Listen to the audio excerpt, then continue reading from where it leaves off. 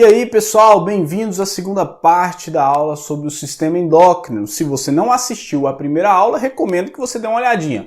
Lá falamos sobre hormônios, o que são hormônios, o que são glândulas, tá? Falamos sobre a principal glândula do nosso organismo, que é a hipófise, quais os hormônios que ela produz e como ela estimula outras glândulas a produzir também hormônios. Então dê uma olhadinha para você conseguir acompanhar o funcionamento dessas glândulas que a gente vai falar hoje, tá bom? Nesta aula. A gente vai começar a falar sobre a tireoide e a paratireoide. Uma glândulazinha que fica aqui, ó, na região do seu pescoço, na base do seu pescoço, tá? Tem um formato assim de borboleta e atrás dela a paratireoide. Então fiz o desenho aqui, ó. Aqui a gente tem a traqueia, parte do tubo respiratório, laringe, também tá parte do tubo respiratório, né? E aqui em cima, ó, em formato de borboletinha, a gente tem a tireoide. Beleza? Atrás dela, aqui essas bolinhas verdes aqui, ó, a paratireoide. Então essa é a localização dessa glândula. E ela produz hormônios muito importantes para o funcionamento do nosso organismo. Mas para essa glândula funcionar, ela precisa ser estimulada por outro hormônio. E esse hormônio é o TSH, hormônio tireotrófico, que é produzido pela hipófise. A hipófise produz esse hormônio que vai pela corrente sanguínea, chega na tireoide e faz com que seu funcionamento seja ativado, ou seja, ela passa a produzir também hormônios. Olha só, os hormônios produzidos pela tireoide é o T3 e o T4. Popularmente a gente fala só assim, que significa triiodotironina e a tiroxina, ou também chamado de tetraiodotironina, né? A tiroxina, olha só, por que ela é chamada de T4? Porque ela precisa de 4 moléculas de iodo, tá? Por que é chamado de triodo? Olha só, aqui já fala, né? 3 moléculas de iodo. Então, para produzir esses dois hormônios aí da tireoide, é necessário que na nossa alimentação, né, de uma forma geral, precisamos adquirir ou consumir essa molécula de iodo, tá certo? Quando a tireoide é estimulada lá pela hipófise através de hormônio, ela passa a produzir T3 e T4. Atua diretamente no controle do nosso metabolismo. Como assim? Esse hormônio, T3 e T4, vai pegar a corrente sanguínea, vai ser colocado como quase todos os hormônios liberados na corrente sanguínea e vai atuar em todas as células do nosso organismo. Na célula, esse hormônio atravessa a membrana e se liga a proteínas do núcleo, estimulando a produção de RNA. E as proteínas produzidas vão favorecer ou aumentar o consumo de oxigênio dentro da célula. Em termos gerais, em uma visão mais geral, ela vai aumentar o metabolismo celular, acelerar o metabolismo celular. E aí eu estou falando de músculos, eu estou falando de ossos, então ela interfere no funcionamento do músculo, no funcionamento do intestino, aumenta os batimentos cardíacos, a função cerebral, tá? A função do intestino, ela promove também um favorecimento no crescimento, ou seja, atua também nos ossos e cartilagem, promovendo alongamento e crescimento. Nosso organismo é acelerado mediante a esses hormônios, a produção do T3 e o T4. Beleza? Olha só, quando o T3 e T4 obviamente vai reduzindo a sua concentração na corrente sanguínea, ativa a hipófise a produzir mais TSH. Então a gente mantém sempre estável a quantidade, a concentração de T3 e T4 na corrente sanguínea. Então essa é a ação do T3 e T4 no nosso organismo. Agora olha só, quando a gente fala de tireoide, podemos analisar alguns problemas relacionados a essa glândula. O que a gente chama de hiperfunção e hipofunção. O que quer dizer isso? Imagine você que a glândula tireoide passa a ter um probleminha e produz muito T3 e T4. Se ela produz muito esses hormônios, ele vai acelerar o organismo de maneira descompensada. Como assim? Acelera batimentos cardíacos, acelera a função intestinal, acelera a função muscular, função cerebral. Resumindo, a pessoa vai ter um cansaço excessivo, insônia, tá? E vai ficar sempre em alerta ali, sempre agitada. Isso é o hipertireoidismo. A pessoa metaboliza tanto carboidratos, gorduras, então ela emagrece muito rápido. Isso é um problema de hiperfunção, hipertireoidismo. Aumento da quantidade de hormônios. Mas a tireoide pode também ter um probleminha e causar a hipofunção, ou seja, produzir pouco T3 e T4. Pensa comigo, é simplesmente o efeito contrário. Se a hiperfunção acelerou a hipofunção, ou seja, o hipotiroidismo reduz a quantidade desses hormônios, o que afeta no metabolismo. Então, desacelera o coração, desacelera a função intestinal, função muscular, a pessoa tem dificuldade de metabolizar alguns nutrientes, então ela vai engordar facilmente, ganho de peso é mais fácil devido à redução desses dois hormônios. Beleza? Então a gente tem hiperfunção, hipertiroidismo e hipotiroidismo. Quantidade excessiva ou abaixo do que o corpo necessita. No caso do hipertiroidismo, ele pode ter alguns efeitos. Por exemplo, você pode encontrar nos livros aí algumas imagens onde os olhos ficam saltados das suas órbitas, tá? Então essa característica do olho saltado aos olhos a gente chama de exoftalmia, tá? Então os olhos saltados ali das órbitas oculares, né? Então é uma característica, um sintoma da doença, além de os outros sintomas que eu citei. Tanto o hipertiroidismo quanto alguns problemas relacionados à nutrição, ou seja, a falta de iodo na alimentação, pode causar um inchaço excessivo dessa glândula, o que a gente chama de bócio. O bócio pode ser causado pelo hipertiroidismo, o excesso da produção de T3 e T4, mas pode ser causado pela carência do iodo na alimentação. Aí a gente chama de bócio carencial. O que é o bócio, então? O crescimento excessivo dessa glândula, chega a formar um caroço assim na região do pescoço, tá? É uma doença bem característica lá dos anos 40, que a gente via muito na população brasileira. Tanto que a partir da década de 50, criou-se uma lei que é obrigada a colocar iodo no sal de cozinha, para ver se essa doença reduz na população. E houve uma redução drástica dessa doença na população. Então o bócio é uma característica de inchaço excessivo da tireoide. Pode ser causado pelo bócio carencial, ou seja, pela falta de iodo na alimentação, mas pode ser causado também por uma hiperfunção, um hipertireoidismo. Beleza? E a outra alteração que a gente pode comentar aqui da tireoide é o cretinismo, que é a falta desses hormônios ou a redução desses hormônios no corpo da criança, reduzindo então algumas funções. Por exemplo, o T3 e T4 na fase ali de crescimento, ela auxilia muito no desenvolvimento dos ossos, alongamento dos ossos, né? Acelerando esse metabolismo de crescimento. Então a criança vai ter problemas de crescimento, vai afetar a fase cognitiva ou a parte cognitiva de aprendizagem. Então a gente tem níveis de retardo mental, problemas de crescimento, entre outros. Isso é chamado de cretinismo. Então, falando de tireoide, a gente pode analisar, vamos lá, ó, cretinismo, que é um problema da falta de T3 e T4 no período de crescimento, tá? Hipertireoidismo, função acelerada ou muito T3 e T4, hipotireoidismo, baixo T3 e T4, beleza? Bócio carencial, inchaço da glândula devido à falta de iodo na alimentação. Beleza? Vamos lá, seguindo aqui, ó. Ela também produz a calcitonina, que é um hormônio que está diretamente relacionado ao metabolismo do cálcio. Como assim, professor? Vamos falar aqui de paratormônio e aí eu vou voltar explicando calcitonina, porque a calcitonina ela tem uma correlação com o hormônio da paratireoide, né? Na verdade, ela auxilia na retenção de cálcio no organismo. A gente já vai falar sobre ela, preste atenção. Aqui atrás, ó, atrás das glândulas da tireoide, a gente tem a paratireoide, que produz um hormônio muito importante no metabolismo do cálcio, que é o paratormônio. Então segue aqui comigo, ó. O paratormônio é um hormônio produzido pela paratireoide. A função dele, basicamente, é fazer com que ele atua lá nas células dos ossos, fazendo com que essas células liberem cálcio no sangue. Então, quando o paratormônio é liberado na corrente sanguínea e atua nos ossos, ocorre liberação de cálcio no sangue. Aumenta a quantidade de cálcio no sangue. Para que serve o cálcio? Inúmeras funções. Entre elas, eu quero que você grave lá, ó, composição dos ossos, dentes e contração muscular. É importante também no processo de coagulação sanguínea. Mas aqui, todos os sintomas com a quantidade elevada ou reduzida, primeiro afeta a função muscular. Ok? Então vamos lá, ó.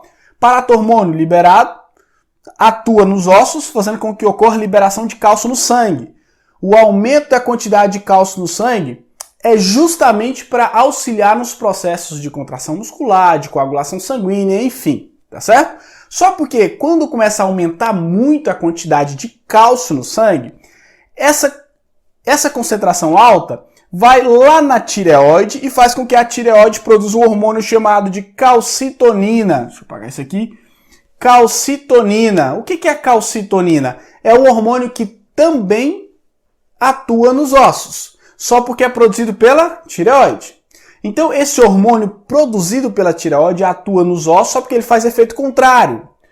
Deposição de cálcio, retém o cálcio nos ossos. Beleza? Se ele retém cálcio nos ossos, obviamente, reduz a concentração de cálcio no sangue. E essa concentração vai ficando baixa, até que seja baixa o suficiente para acionar a paratireoide. E a paratireoide começa de novo. Paratormônio. A gente fala que esse mecanismo da calcitonina e do paratormônio, ela é um processo de feedback negativo ou retroalimentação. O que quer dizer isso? Enquanto um está alto, outro está baixo. Mas se tiver alto demais ou tiver baixo demais, aciona o outro hormônio a mudar suas concentrações. Então eles ficam se regulando para manter a concentração de cálcio no sangue, que gira em torno de 9 a 11 miligramas a cada 100 ml. Então essa concentração ela tem que ser regulada para que a função do cálcio seja exercida no nosso organismo, seja disponível para todas as células do nosso organismo, tá? Então, olha lá, ó. Vou voltar aqui, ó. Agora a gente vai detalhar um pouco mais. Paratormônio produzido pela paratireoide. Onde é que ele atua? Liberação de cálcio. Agora eu vou aumentar um pouquinho aqui as informações. Eu falei para vocês que o paratormônio atua nos ossos, mas ele pode atuar em outros órgãos também. Por exemplo, pode atuar no intestino, fazendo com que o intestino absorva mais cálcio. Se ele absorve mais cálcio no sangue. Ele pode atuar lá nos rins, lá nos néfrons, fazendo com que ele absorva mais cálcio, aumentando a quantidade de cálcio no sangue, beleza? Então ele atua no intestino, pode atuar nos rins e principalmente nos ossos. Aumentou a quantidade de cálcio, tireoide acionada, produz a calcitonina e ele faz efeito contrário, faz com que o cálcio seja retido nos ossos, reduz a reabsorção no intestino, ou seja, deixa o intestino liberar cálcio, reduz a reabsorção de cálcio lá nos néfrons, fazendo com que libere cálcio na urina, tá? Ou seja, a redução de cálcio, da concentração de cálcio no sangue. E aí tudo começa novamente, beleza? Tireoide e paratireoide. As funções, e a gente pode ter hiperfunção e hipofunção aqui também, tá? Hiperfunção da paratireoide, a gente vai ter muito cálcio no sangue. Pode trazer uma série de problemas, tá? Pouca quantidade de cálcio no sangue, problemas ainda piores, porque a gente vai ter câimbras, tetania muscular, ou seja, uma contração permanente ou intermitente ali do músculo, né, por falta de cálcio. Então, também temos casos de hiperfunção e hipofunção relacionados à paratireoide. Vamos lá, próxima glândula, pâncreas. A gente vai falar um pouquinho sobre essa glândula conhecida como glândula mista ou anfícrina. O que quer dizer isso? É uma glândula que tem células que produzem hormônios e células que produzem substâncias que auxiliam na digestão. Então eu falo que ela tem porções exócrinas e funções e porções endócrinas. Então ela pode ser exócrina e endócrina. Lembrando que uma glândula exócrina é aquela que libera substâncias dentro de ductos, ou seja, fora da corrente sanguínea. Neste caso aqui, ó, vai ser liberado dentro de ductos especiais que vão levar essa substância até o intestino, tá? Então eu desenhei aqui, é só um esquema, esse desenho ficou muito ruim, mas aqui tem um pâncreas, fica na região abdominal, meio amarelado, tá? E aqui tem os ductos que recolhem essa substância exócrina. A substância endócrina, que são os hormônios produzidos pelo pâncreas, ele é produzido e liberado dentro da corrente sanguínea. Então ele vai atuar em todas as células do nosso organismo, tá? Quando a gente pega uma porção aqui do pâncreas e amplia ela, a gente vai ver dois tipos de células principais, ou conjunto de células principais. Os ácidos pancreáticos e as ilhotas pancreáticas, também conhecidas como ilhotas de Langerhans. Os ácidos pancreáticos produzem o líquido ou suco pancreático, que vai auxiliar lá na digestão, tá? Então você vê mais detalhes sobre isso lá no vídeo ou na aula sobre digestão. Aqui as ilhotas pancreáticas produzem a insulina e o glucagon, dois hormônios que atuam no controle glicêmico, controle da taxa de glicose no sangue, tá? As ilhotas pancreáticas ou ilhotas de Langerhans possuem dois conjuntos de células, as células beta e as células alfa. As células alfa produzem um hormônio chamado de glucagon. As células beta, um hormônio chamado de insulina, e os dois vão atuar no controle glicêmico. Um aumenta a quantidade de glicose no sangue e o outro reduz. Lembrando que glicose é um carboidrato de reserva energética, quer dizer que sua célula absorve isso, coloca isso para dentro como fonte de energia. Essa glicose vem do processo de digestão. Então, quando você se alimenta, essa glicose, que é toda absorvida ao longo do tubo digestório, principalmente no intestino, ela é absorvida, é colocada na corrente sanguínea. Agora, olha só, o seu corpo tem que controlar a quantidade de glicose, tá? Para ser liberado glicose para a célula na hora que a célula precisar. Então, nós temos assim, ó, para entender melhor, ó, quando você se alimenta, toda a glicose absorvida no intestino, ela vai para o fígado e para os músculos e para os tecidos, ok? Chegou nos tecidos, nos músculos, ela é absorvida como fonte de energia. O excesso dessa glicose que vai para o fígado, ela é armazenada em uma molécula chamada de glicogênio. Então, seu fígado pega lá a glicose, começa a grudar uma glicosinha na outra e formando um polissacarídeo enorme chamado de glicogênio, reserva energética. Os músculos também fazem isso. Como os músculos têm que ter uma reserva energética mais rápida, ali, a pronta entrega de glicose, os músculos também fazem isso, formam o glicogênio, reserva energética, ok? Agora, olha só. Quando a célula precisa, esse glicogênio, essa molécula gigante, ela precisa ser quebrada em pedaços menores para essa glicose ser absorvida, ser utilizada. E aí que mora o processo aqui que a gente chama de controle glicêmico. Vamos lá, ó. Glicose entrou no seu organismo. Então você tem lá, ó, alta quantidade de glicose, alta taxa de glicose que veio na alimentação. Você absorveu isso lá no seu intestino. Essa quantidade muito alta de glicose vai acionar o pâncreas. E o pâncreas libera a insulina. Preste atenção. A insulina é um hormônio muito interessante. Ela se liga a receptores de membrana e permite com que a glicose entre dentro da célula. Então a insulina faz com que a glicose saia da corrente sanguínea e entre dentro da célula. Então ela vai reduzir a taxa glicêmica. Reduzir a quantidade de glicose no sangue, porque vai permitir que a glicose entre dentro da célula. Então, ó, a insulina está atuando e a glicose está entrando dentro da célula, tá? A insulina também vai estimular o fígado a guardar parte dessa glicose. Então, aqui dentro no fígado, ó, essa glicose também é formada glicogênio, forma-se o glicogênio. Os músculos também estimulados pela insulina não só absorvem a glicose como fonte de energia, mas também armazenam essa glicose em forma de glicogênio. Então aqui é formado o glicogênio, ok? Olha só, como o glicogênio está sendo formado, a quantidade de glicose começa a baixar no sangue. Então eu tenho uma baixa quantidade de glicose no sangue, porque a insulina fez o seu papel. Baixa quantidade de glicose vai acionar o pâncreas, que libera glucagon. Aí entra esse segundo hormônio. Ó, o que o glucagon faz? O glucagon atua lá no fígado e nos músculos, fazendo o quê? Fazendo com que o fígado quebre o glicogênio e coloque glicose no sangue, na corrente sanguínea. Então, ó, glucagon atua no fígado, fazendo com que o fígado quebre o glicogênio e jogue a glicose na corrente sanguínea, aumentando a taxa de glicose. Então, a taxa de glicose no sangue pode aumentar por ação do glucagon ou pela entrada da glicose na alimentação. Beleza?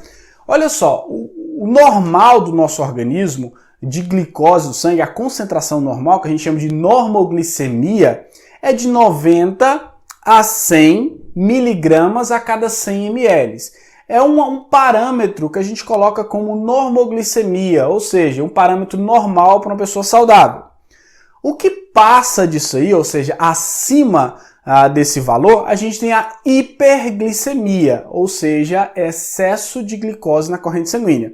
Abaixo disso aí a gente tem a hipoglicemia, tá? Ou seja, redução drástica da quantidade de glicose. Lembrando que a glicose é uma fonte de energia. Então, se a pessoa tem baixa quantidade de glicose no sangue, ela tem problemas pela falta dessa fonte de energia. Então, ela vai ter problemas como cansaço, a visão vai ficando turva, tá? Entre outros problemas. A hiperglicemia é o excesso de açúcar, de glicose no sangue, que vai deixar o sangue espesso, com dificuldade de ser transportado, pode provocar problemas ou dificuldades no processo de coagulação, de cicatrização, a pessoa começa a ter problemas principalmente em vasos sanguíneos mais finos, como nas extremidades dos dedos da mão, dedos do pé, dos olhos, também por dificuldade de transportar. Então a visão vai ficando turva, tá?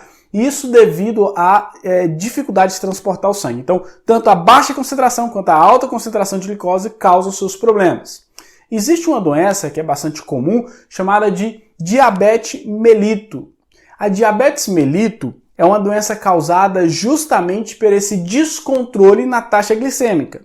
Nós temos identificados dois tipos de diabetes mellitus. Diabetes mellitus do tipo 1 e do tipo 2. O que quer dizer isso? Vamos lá. Diabetes do tipo 1, a gente chama de diabetes juvenil. A criança nasceu com isso ou desenvolve até lá no máximo até seus 40 anos de idade, né? Então, geralmente na fase ali da infância, adolescência, ela já é identificada com diabetes mellitus. Essas pessoas, elas têm redução da quantidade de células beta. Vamos lá. Células beta produz insulina. Células beta produzem insulina. Quando ela tem a redução de células beta, ela tem uma redução de insulina, resultando alta quantidade de glicose no sangue, mas a glicose não entra dentro da célula. Então tem problemas de falta de energia. Pessoas que têm esse tipo de problema, ou seja, excesso de glicose fora e não dentro da célula, a célula começa a consumir proteína, começa a consumir a gordura como fonte de energia. Então você vai ver um emagrecimento acelerado da pessoa. Tá? Então essas pessoas, elas têm que tomar insulina, ela é insulinodependente. Tomar insulina para que essa glicose entre dentro da célula. Esse diabetes do tipo 2 é uma diabetes adquirida, geralmente por fatores alimentares, desregulação alimentar, obesidade, sedentarismo, tá? Desenvolve-se um problema, onde a pessoa perde receptores de insulina. Então o problema dela já não é a insulina, mas as células do nosso corpo que faz ligação com a insulina, ela para de ser produzida em quantidades normais. Então a pessoa tem dificuldades de também metabolizar a glicose. Você vai, alguns sintomas característicos da diabetes mellitus, por exemplo, é a liberação de uma alta concentração de glicose na urina. Por quê? Porque o sangue está repleto de glicose, chega lá nos rins, os rins não conseguem perder ou reabsorver essa glicose e acaba sendo eliminado. Então, alta concentração de glicose na urina. A pessoa perde muita água na urina, porque a urina está muito concentrada e o corpo não consegue reabsorver essa água. Perca de muita água, além de outros problemas. Não confunda diabetes mellitus, que é uma desregulação na taxa glicêmica, com diabetes insípido. Diabetes insípido, apesar do nome ser parecido, diabetes insípido tem a ver com um hormônio chamado de ADH, hormônio antidiurético. Tá? É um hormônio produzido pela hipófise que atua lá nos rins. A diabetes insípido, a pessoa perde muita água, ok? Então, descontrole nesse recurso hídrico e na reabsorção de água. Então, não tem nada a ver com diabetes mellitus. Beleza, pessoal? Suprarrenais ou adrenais. O termo suprarrenal é justamente porque essa glândula fica acima dos rins. Então eu desenhei só um rim aqui e só uma suprarrenal. Na verdade, a gente tem um par de suprarrenal ou adrenais, tá? Essa glândula fica um pouco acima aqui, ó. Eu vou ampliar e vou pegar como se fosse uma suprarrenal e cortar ela ao meio. Então a visão que a gente tem é mais ou menos essa aqui, ó. Olha só. A suprarrenal ou adrenal cortada ao meio, a gente pode visualizar duas regiões básicas. A região mais externa, chamada de córtex, e a região mais interna, chamada de medula. Então, região cortical e região medular. Elas produzem substâncias diferentes, tá? A região do córtex produz o glicocorticoides e mineralocorticoides. A região medular produz adrenalina e noradrenalina. Então vamos falar sobre a ação desses hormônios. Ó, primeiro falando da região medular. Adrenalina e noradrenalina suprarrenal estimulada pelo sistema nervoso pode liberar na região medular a adrenalina.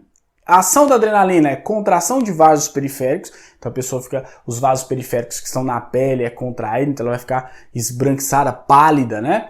Aumento dos batimentos cardíacos, aumento do volume de sangue nos músculos, preparando para o estado de fuga, tá? Então ela vai acelerar algumas reações do nosso organismo, a pupila vai dilatar para enxergarmos melhor detalhes, né?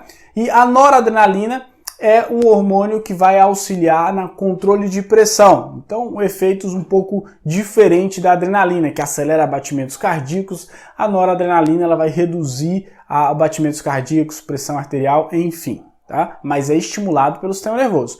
Agora a região cortical, o córtex, é estimulado por hormônios produzidos pela hipófise. A hipófise produz um hormônio, que é o hormônio adrenocorticotrófico, chega pela corrente sanguínea até as adrenais, as suprarrenais, né? E a região cortical passa a liberar esses dois hormônios. São eles, ó, glicocorticoides, como eu falei, e mineralocorticoides. O glicocorticoide, você vai dar uma olhadinha aqui, ó, o termo glico, que lembra glicose, ele auxilia o nosso organismo a utilizar lipídio, gordura e proteína como fonte de energia, transformá-lo em glicose. Então ele auxilia na síntese de glicose através de proteínas e lipídios. Beleza? Então ele vai aumentar a quantidade de glicose disponível, a fonte de energia. E esse hormônio ele atua muito em estágio de estresse. O seu corpo libera o glicocorticoide, conhecido também como corticoide, que aumenta a quantidade de glicose disponível para aquela situação. Só porque os corticoides, né, é um tipo de glicocorticoide, ele atua também nos vasos sanguíneos, reduzindo a permeabilidade. Então ele vai afetar também o seu sistema imune. Como assim? Se ele reduziu a permeabilidade, ele reduz a defesa do seu organismo com relação a alguns invasores, porque não sai ali da corrente sanguínea, né? Os glóbulos brancos. Então a gente afeta o sistema imunitário. Então excesso de corticoides afeta o sistema imunitário. Por exemplo, há alguns medicamentos que utilizam corticoides. Essa substância ela reduz a permeabilidade dos vasos sanguíneos, então ela auxilia no processo anti-inflamatório. Então os anti-inflamatórios podem conter corticoides.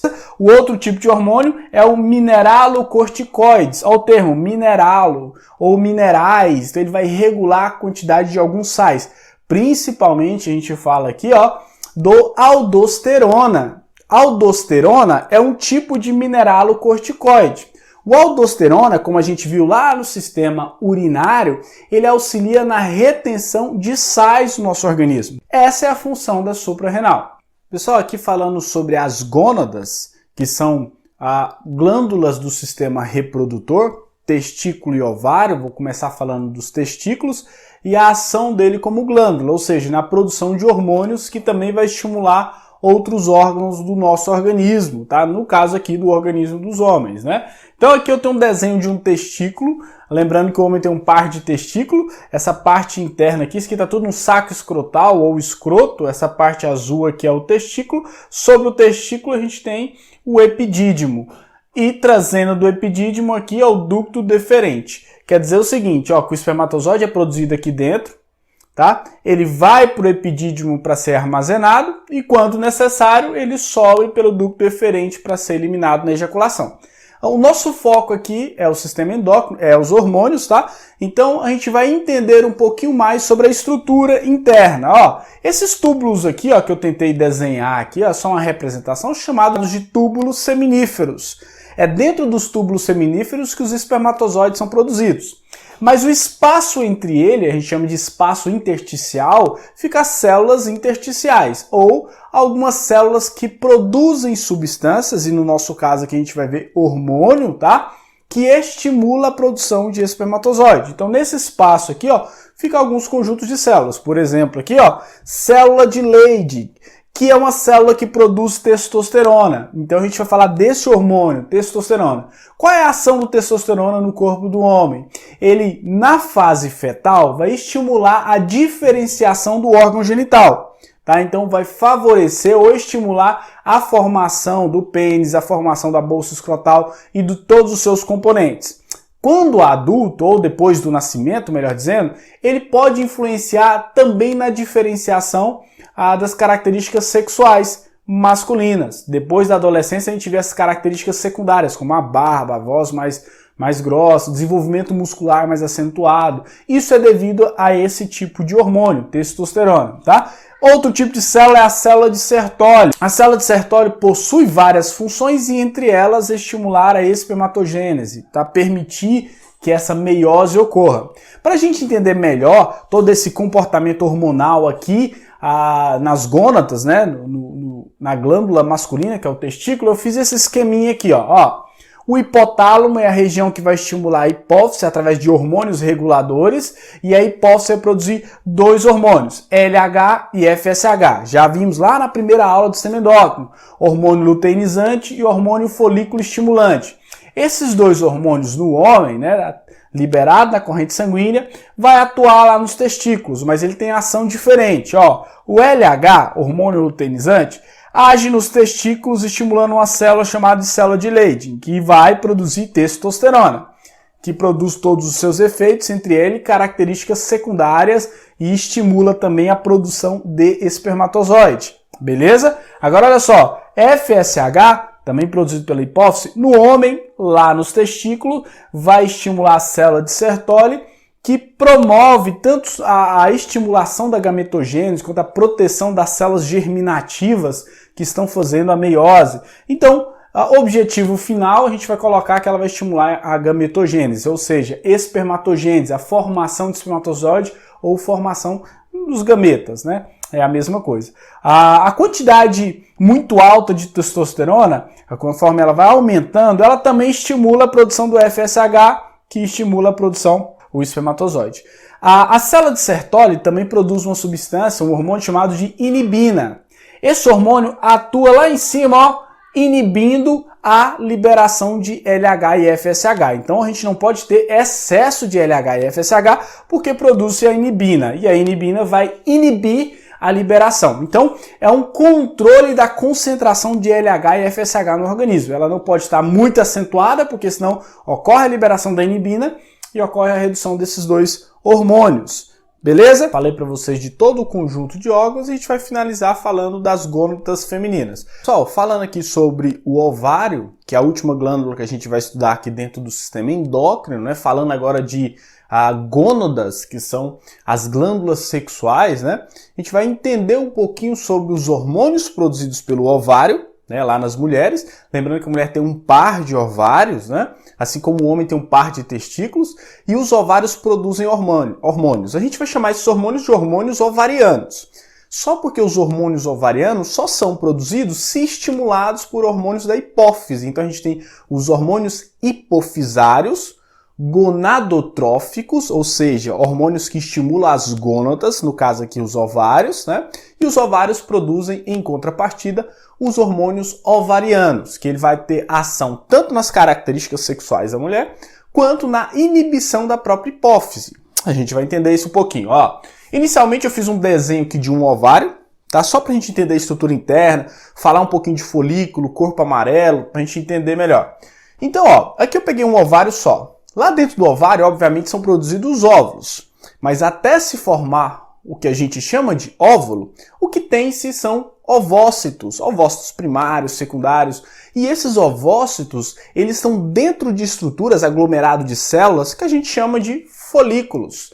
Então lá na puberdade, quando a menina atinge lá dos 10 aos 15 anos, que começa essa etapa que a gente chama de puberdade, onde ocorre a produção de maior quantidade de hormônios, esses folículos, que antes era bem pequenininho, meio ali parado na divisão celular, começa a ser estimulado por hormônios a crescer. Então essas células começam a crescer, esse aglomerado de célula, chamado de folículos ovarianos, ou somente folículos. Então eles começam a se desenvolver, crescer esse conjunto de células, lá dentro o óvulo começa a ser preparado, a divisão meiótica começa a acontecer, até o ponto que esse folículo libera o óvulo. A gente aprende aqui no sistema endócrino que ele libera o óvulo, mas quando a gente vai ver lá na meiose, na gametogênese, a gente vai ver que não é bem o óvulo, mas um ovócito secundário é liberado, né? Ele ainda vai sofrer um processo de divisão, mas enfim, liberou o ovócito, que no caso aqui o óvulo, esse período a gente chama de período de ovulação, de liberação do óvulo. Então o folículo liberou o óvulo, o resto desse aglomerado de células que auxiliou no desenvolvimento do óvulo, a gente vai chamar ele de corpo lúteo ou corpo amarelo. Por que a gente precisa estudar o resto dessa célula aqui, que parece mais uma cicatriz dentro lá dos ovários? Porque essa estrutura chamada de corpo lúteo ou corpo amarelo ainda produz hormônios, tá? E a gente vai estudar onde esses hormônios atuam. Então vamos lá. Entendendo um pouquinho sobre esse aspecto histológico, meio anatômico aqui dos ovários, a gente começa a falar da produção de hormônios em si, que é o nosso foco aqui, ó. Vamos lá, ó.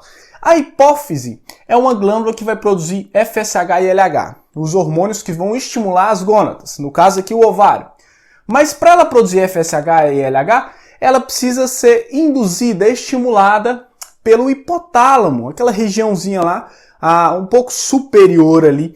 A hipófise produz hormônios reguladores, então ele estimula a adenohipófise, né, a produzir FSH e LH. O hormônio que ela produz é um hormônio regulador, a gente chama de GnRH, que é o hormônio regulador de gonatotrofina. O que é isso? Grava só como hormônio regulador, é ele que vai estimular a hipófise a produzir hormônios que atuam nas gônadas, FSH e LH, beleza? Então vamos lá, ó. A hipófise liberou o FSH, hormônio folículo estimulante. Olha o nome, hormônio folículo estimulante. Quer dizer que vai estimular o folículo. Lembra que a gente viu aqui, ó, que o folículo é essa estrutura cheia de célula que desenvolve o óvulo? Então, o FSH estimula o folículo a se desenvolver, a crescer, tá? A preparar o óvulo para ser liberado, tá? E o folículo, conforme ele vai desenvolvendo e crescendo, ele passa a produzir um hormônio que a gente chama de estrógeno. Agora grave só, o estrógeno tem várias ações no corpo da mulher. Ele atua nas características sexuais, ou seja, tudo aquilo que difere a mulher do homem, a formação das glândulas mamárias, depósito de gordura que forma a curva no corpo, a voz mais fina, todas as características que diferem sexualmente a mulher do homem, é induzido pelo estrógeno, além do estrógeno atuar também no útero, tá? Preparando o útero, a camada interna do útero, que a gente chama de endométrio, ela começa a ficar um pouco mais espessa. Por que mais espessa? Fica mais vascularizada, preparada para receber um embrião.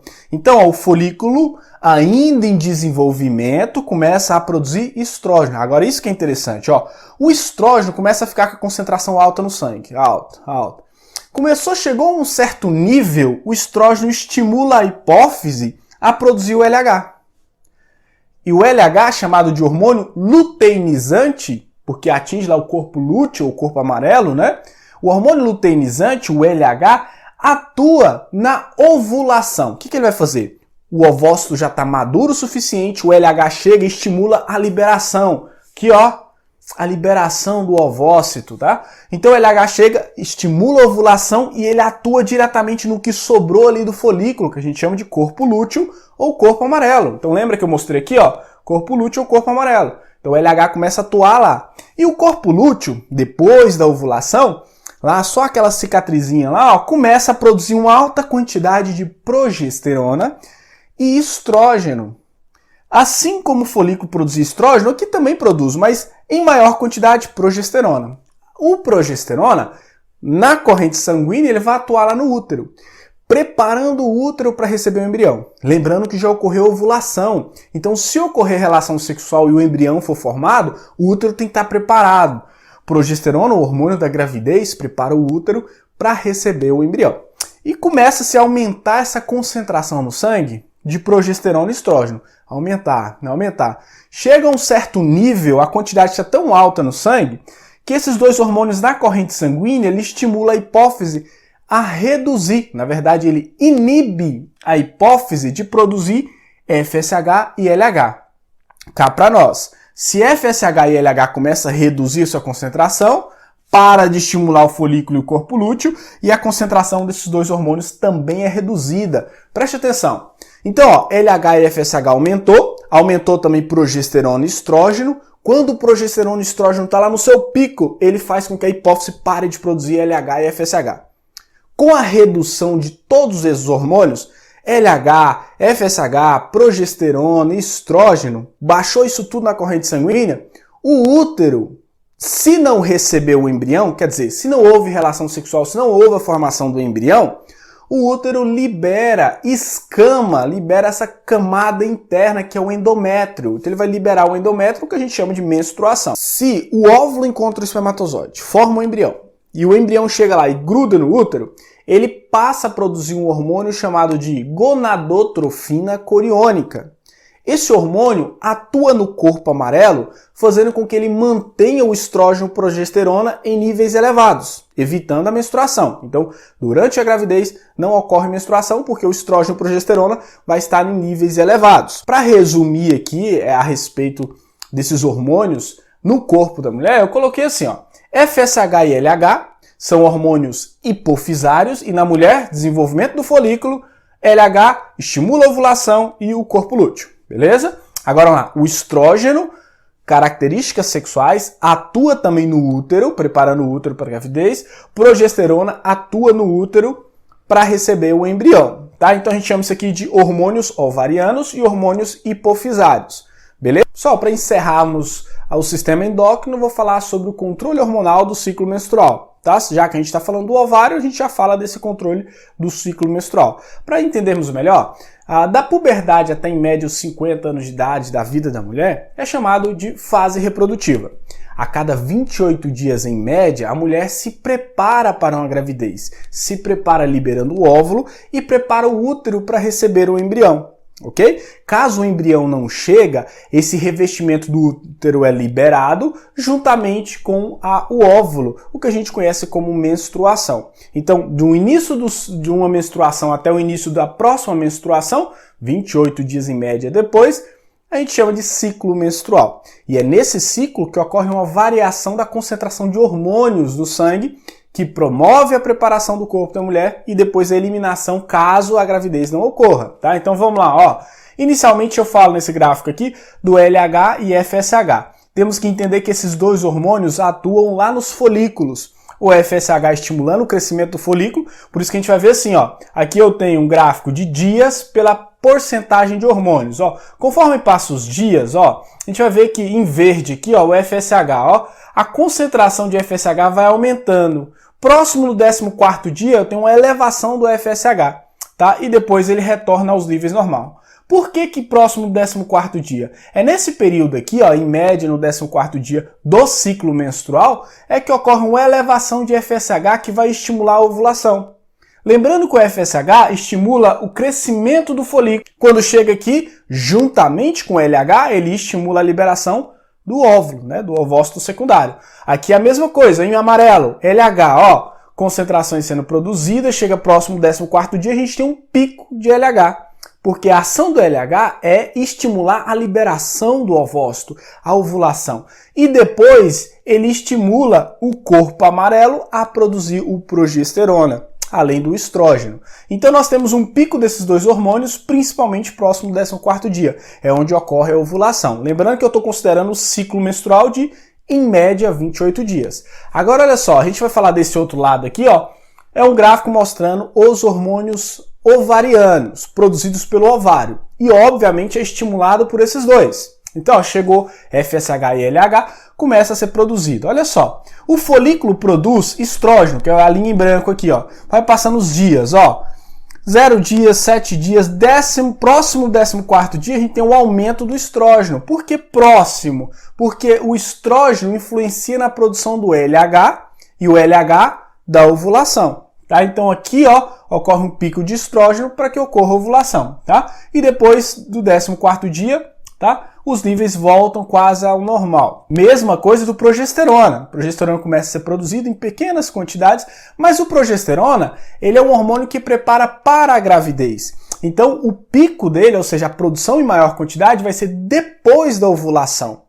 Por quê? Porque aí vai preparar o útero para receber o embrião, tá certo? Então, ó, progesterona depois da ovulação começa a se aumentar, caso ocorra a fixação do embrião, esses dois hormônios continuam em concentrações altas, mas neste caso já produzido pelo próprio embrião e depois pela placenta, que mantém estrógeno e progesterona alto durante toda a gravidez. Porque se ocorrer uma redução desses dois hormônios, ocorre então a menstruação. Para que isso não ocorra e o embrião seja liberado, vai manter os dois hormônios sempre altos durante a gravidez.